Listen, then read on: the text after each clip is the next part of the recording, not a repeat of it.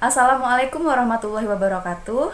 Saya Dela Noinda Citra dengan NPM 2013053134. Kali ini saya akan menjelaskan mengenai skenario pembelajaran interdisipliner berbasis CTS yang sudah saya buat dalam mata pelajaran IPA. Materi dalam skenario pembelajaran yang saya buat yaitu mengenai organ pernafasan dan fungsinya pada manusia, serta cara memelihara kesehatan organ pernafasan pada manusia.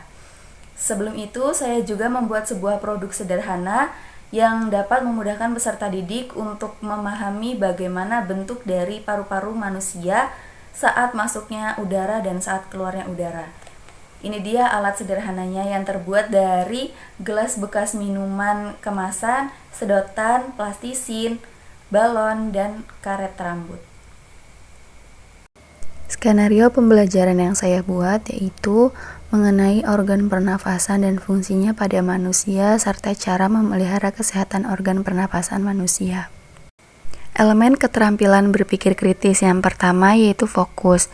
Keterangannya, untuk memperkenalkan beberapa situasi, pendidik harus mengerti tentang apa yang harus didiskusikan, poin utama, masalah, apa yang harus ditanyakan, dan apa yang harus dikatakan. Aspek interdisiplinernya yaitu disiplin IPA berupa sesuai dengan materi pembelajaran. Selanjutnya, bentuk kegiatan pembelajarannya yang pertama, pendidik mengucapkan salam serta menyapa dan menanyakan kabar kepada peserta didik. Setelah itu, pendidik mengarahkan peserta didik untuk berdoa sebelum memulai pembelajaran. Yang kedua, pendidik menyampaikan bahwa pada pembelajaran ini, peserta didik akan mempelajari tentang mekanisme pernapasan pada manusia. Komponen STEM-nya yaitu sains. Elemen selanjutnya yaitu situation. Aspek interdisiplinernya yaitu disiplin IPA dan PKN. Disiplin IPA mencakup mekanisme pernapasan. Komponen STEM-nya yaitu mencakup sains dan teknologi. Bentuk kegiatannya yang pertama, pendidik menanyakan terkait materi yang akan dipelajari dengan pertanyaan sebagai berikut. Anak-anak, apakah sudah ada yang mengetahui apa itu organ pernafasan? Lalu apa saja organ pernafasan pada manusia? Selanjutnya, pendidik menyampaikan cakupan materi dan penjelasan singkat mengenai materi organ pernafasan itu. Yang ketiga, pendidik memberikan stimulus berupa pertanyaan yang mengarah pada pengalaman peserta didik tentang organ pernafasan. Pertanyaannya sebagai berikut. Anak-anak, siapa yang pernah melihat atau menghirup asap rokok dari seseorang yang merokok di sembarang tempat? Jika ada, maka dilanjutkan dengan apa yang terjadi pada pernapasan kalian? Apakah kalian merasa sesak nafas atau bagaimana? Selanjutnya peserta didik akan menjawab sesuai dengan pengalaman mereka masing-masing. Selanjutnya pendidik kemudian menunjukkan video mengenai bahaya asap rokok bagi kesehatan organ pernafasan yang ada di tubuh manusia agar peserta didik dapat lebih mengerti. Ini termasuk ke dalam komponen STEM yaitu teknologi. Selanjutnya, pendidik membimbing peserta didik untuk mengaitkannya dengan sikap di kehidupan sehari-hari, yaitu saling menghargai dan menghormati antar sesama manusia. Ini masuk ke dalam interdisipliner PKN yaitu lingkungan sekitar. Kemudian dilanjutkan dengan pertanyaan, apakah kalian semua sudah menerapkan dan memahami sikap saling menghargai? Setelah proses tanya jawab, pendidik menunjukkan video yang berkaitan dengan sikap saling menghargai. Anak-anak, yuk kita perhatikan video yang memperlihatkan sikap saling menghargai berikut ini. Kemudian nanti ceritakan kembali ya. Pendidik dan peserta didik menyaksikan video tersebut. Ini termasuk ke dalam komponen STEM yaitu teknologi. Sudah paham belum mengenai bahaya asap rokok bagi kesehatan organ pernafasan manusia dan sikap saling menghargai? Ada yang ingin menyampaikan pendapat mengenai keterkaitan kedua video tersebut?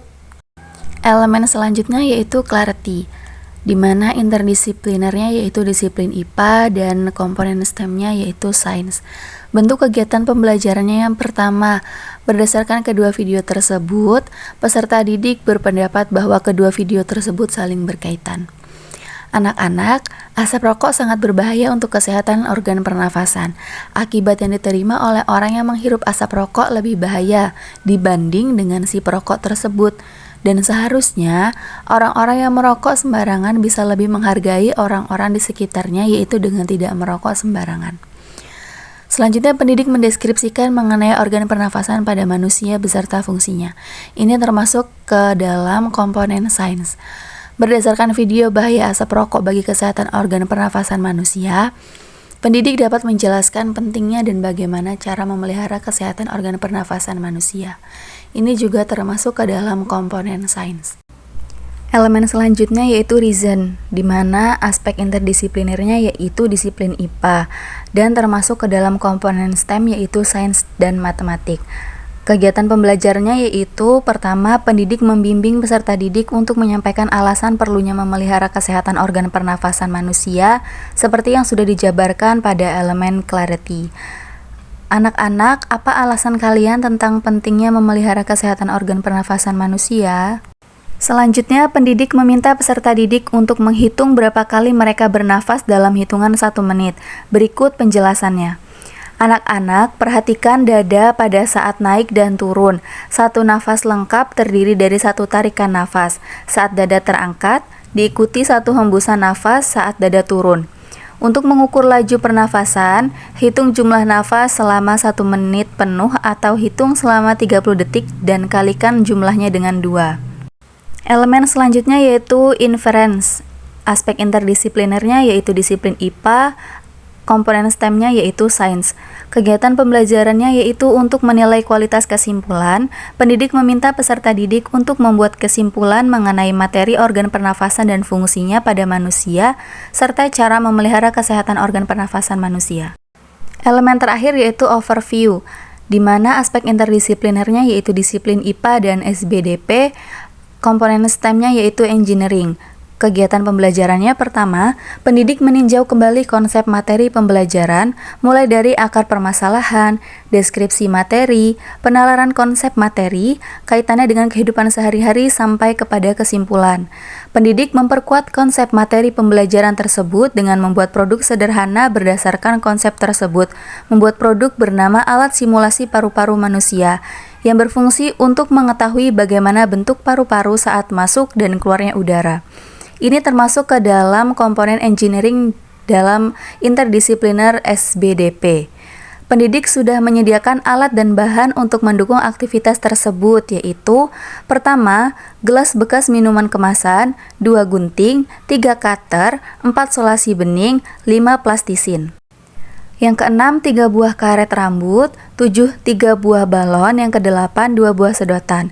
Setelah melakukan percobaan, peserta didik diarahkan untuk mendeskripsikan bagaimana bentuk paru-paru saat keluar masuknya udara melalui pengamatan alat tersebut.